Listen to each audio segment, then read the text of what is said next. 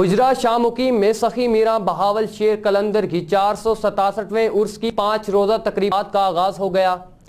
مزید جانتے ہیں رائے صدی احمد شاہین کی اس رپورٹ میں۔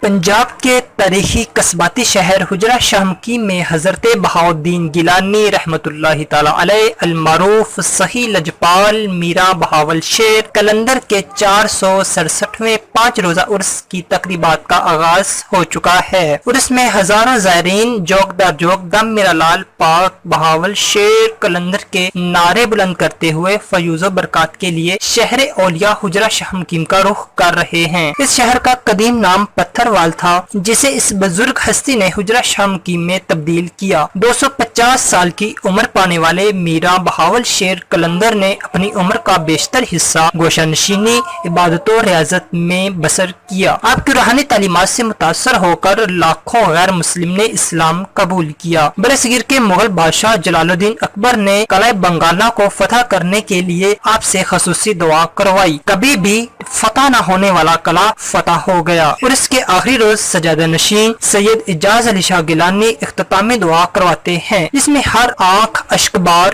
ہوتی ہے۔ ہم لاتے ہیں ٹاپ نیوز، آپ کے فیورٹ ٹاک شوز اور انلمیٹڈ انٹرٹینمنٹ صرف یوٹیوب پر۔